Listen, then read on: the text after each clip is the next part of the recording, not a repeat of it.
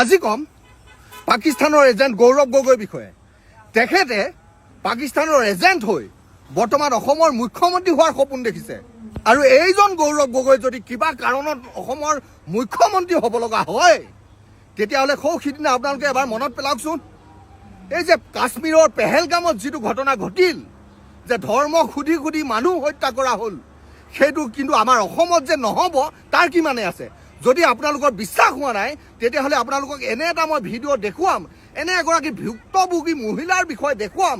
সেইটো দেখাৰ পাছত আপোনালোকৰ বুকু কঁপি উঠিব আৰু তেতিয়া আপোনালোকে হয়তো নিজে সিদ্ধান্ত ল'বলৈ বাধ্য হ'ব যে এজন গৌৰৱ গগৈক আচলতে অসমৰ মুখ্যমন্ত্ৰী হোৱাৰ যোগ্য নে। बंदूक रख के सीधा पूछता है तुम हिंदू हो या मुसलमान हो।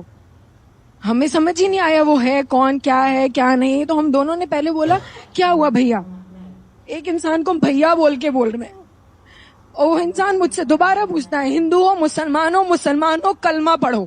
उसने बोला वो हिंदू है, हम दोनों ने साथ में बोला and seconds he couldn't even finish the sentence, he was being shot dead here।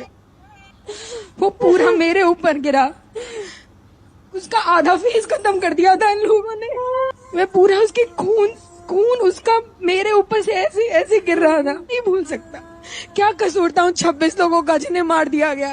क्या कसूर था? टेररिज्म कितनी घटिया चीज है कि एक इंसान की जिंदगी खत्म कर देती है। ঠিক আছে, মই মানি লৈছোঁ যে গৌৰৱ গগৈ পাকিস্তানৰ এজেণ্ট বুলি, কিন্তু এটা কথা মই বুজি নাপালোঁ, পেহেলগাম এটেকখন যেতিয়া হৈছিল কংগ্ৰেছ চৰকাৰটো নাছিল, তেতিয়াতো বিজেপি চৰকাৰখনে আছিল, হয়নে নহয়?